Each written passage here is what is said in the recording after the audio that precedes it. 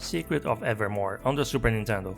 You get greeted by a big Squaresoft logo at the start, but try to keep in mind this was developed by a team made of a lot of people who were new to the trade, in the company's United States branch. The idea of making a game by Western devs to Western fans was suggested by the producer, Doug Smith, to one of the higher-ups at Squaresoft Japan, and it was approved. This game would then be made using the Secret of Mana. This game system would get built from scratch and not use the Secret of Mana engine like some people say it did.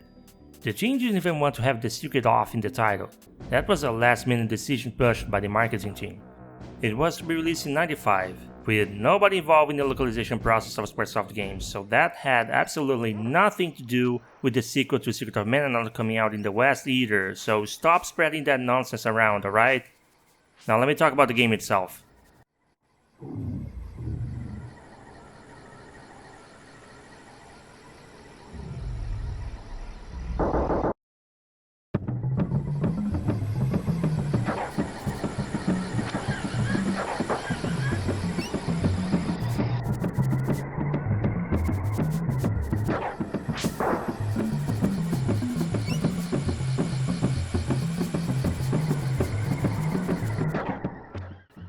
If you're an Evermore big fan, I'll let you know right now I did beat this game twice, so I can't say I didn't enjoy my time, but I'm going to be completely honest in my review for better or for worse. The reason people still think it uses the same engine as Secret of Mana should be right in front of you. It looks extremely similar. The controls are similar, the HUD is similar, even the ring menu is similar. Comparisons with Secret of Mana are fair game. It doesn't do everything worse, but it doesn't do everything better either. Secret of Evermore takes place in a fictional town of Podunk, a North American city that looks like a complete dumpster. It tells the story of a dog who puts his own in constant life-threatening situations. One day, the dog chases a cat into a big old mansion where a secret experiment happened 30 years in the past. The poor kid who owns the dog follows him and ends up being transported to another world full of weirdos, confusing labyrinths, and creepy college years Jeremy Soule ambient music. He soon learns that 4 people involved in the experiment of the abandoned mansion got stuck in the world of Evermore, and someone seems to have engineered a scheme involving evil replicas to take control of that world. Each region of Evermore is supposed to be based on the imagination of one of the 4 persons. I think the concept is ahead of its time, because I doubt Horace wanted to create a world with a place called Desert of Doom, or little Elizabeth was interested in visiting a giant deadly bug. This experiment was clearly a prelude of what happens when you let AI write your scenarios. Until you're close to the final chapter of the story, you're pretty much stuck in different continents of Evermore, helping foil the plans of one of the evil clones. You arrive with no context of what kind of place it is, learn what that society is like, then meet someone from Podunk who you end up helping in exchange for clues to return home. The boy seems to go with the flow a lot, just giving responses like, "Sure, I guess." And I could be a lot more critical of that if the game actually took itself that seriously, which it doesn't. I always hear people describe this game as dark, but Evermore only seems dark because of the eerie soundtrack and because it goes with aesthetic that literally looks dark. The actual writing is goofy as hell with a lot of fourth wall breaking and near earthbound levels of humor at times. The main story unfortunately never does anything interesting with its premise, and the same can be said about the combat mechanics.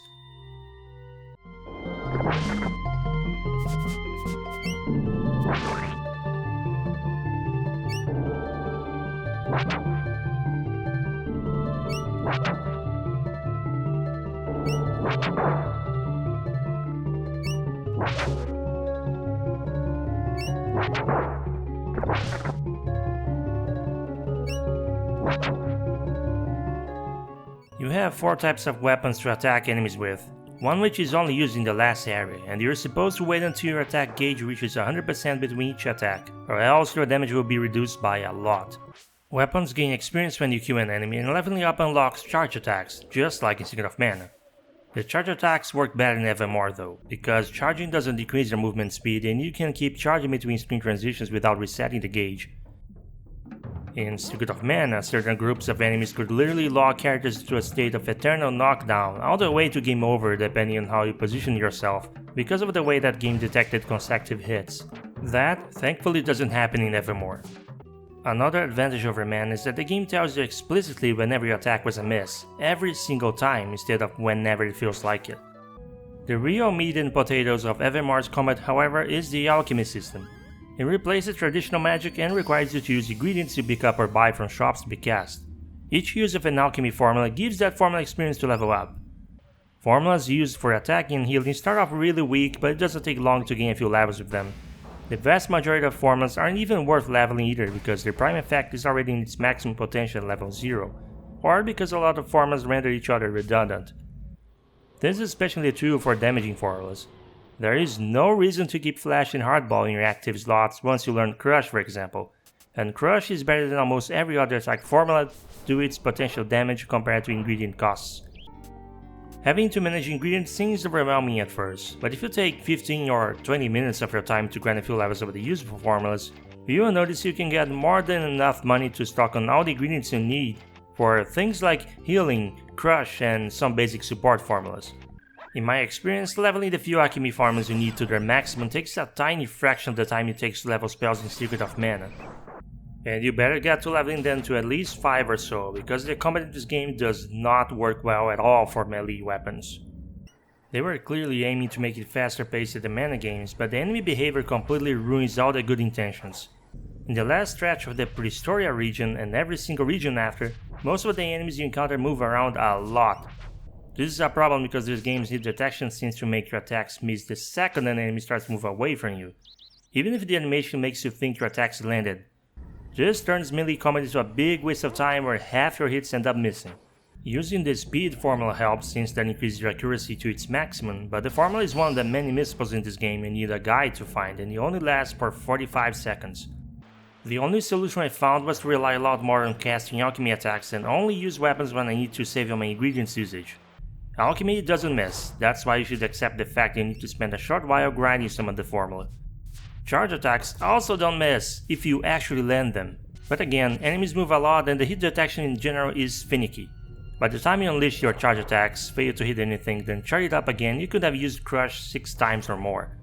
That's what I did for every boss fight in this game. The game's combat is broken, so why play fair?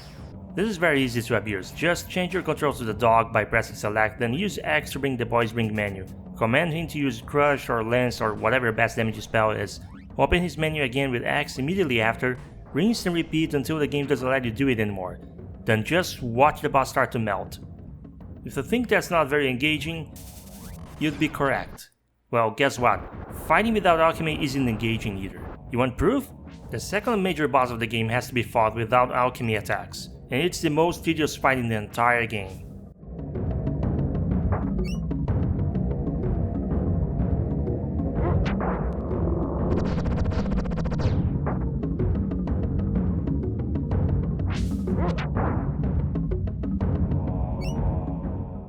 Learning new formulas and watching them get more and more powerful is all the fun I took from the gameplay.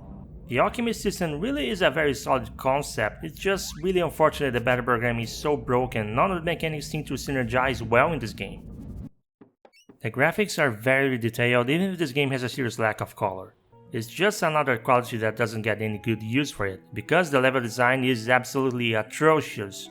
Every flipping 2 screens in Evermore leads to some kind of maze. The swamp in Prehistoria? Maze. Volcano core? Pipe maze. Pyramid? Maze. Underground sewers? Maze. Air vents? Maze. Dark forest? Maze. If an entire dungeon isn't built to be a maze, then one of its rooms will feature a small labyrinth of some sort. There are places for labyrinthine designs in RPGs, but this is simply disrespectful of the player's time. Look, I know I'm being very mean to a game that has gained a strong cult following over the years, and I don't hold anything against the team that made this game. I'm well aware of how happy some of the staff feels when people put Secret of Evermore in a good light, but the gameplay is just broken at best, mind-numbingly tedious at worst. Wait, no, reverse that. If this game deserves kudos, it's not because of how everything gets put together, because nothing does. It's the alchemy system and the character movement that both do, indeed, feel good, even with quirks like mashing the dash button being more effective than holding it down. The art style is incredibly unique and stands out from every other RPG on that system, with details to its pixel art that can be a sight to behold in some areas. And while I made fun of it, Jeremy Saul did a fantastic job with the music. I still maintain that the music direction was way darker than the narrative, but I put his work here above his music in Skyrim just because it doesn't sound like generic fantasy epic ambience. It takes until reaching the region of Antiquar for the player to get a taste for it, but Evermore's soundtrack is one of the most unique in all of gaming. There is just no comparison. Sorry, not sorry.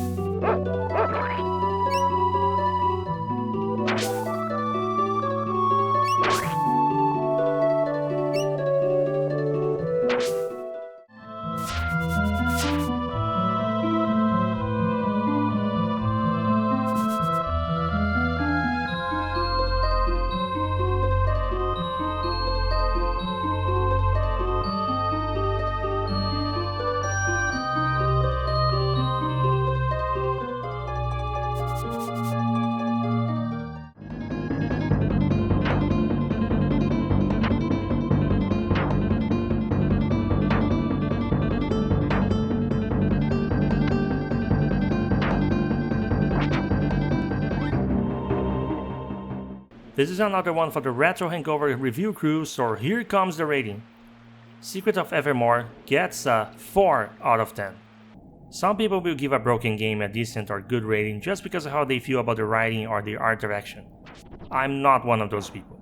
If a game doesn't feel good to play, it failed to be a decent game. No ifs or buts about it. You can enjoy experiencing it and still be aware you're playing a bad game.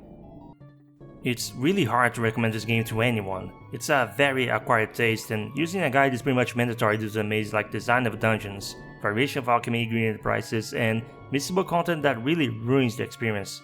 Trust me, if you play this without a guide, you're definitely going to quit the game early. I ended up playing and beating it twice, in spite of how much I think the combat and level design are both really bad. Maybe it's because the setting is so bizarre and fascinating that it's worth revisiting. It's also so full of secrets you don't uncover in your first playthrough. I for sure didn't know about the charms giving permanent perks you get by completing the trading secrets in the market plaza until my playthrough for this video, for example. So the game has some replay value to say the least.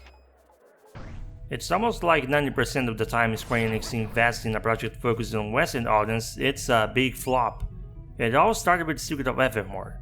So as you can see, the Western-centric game curse goes way before Forspoken or The Quiet Man.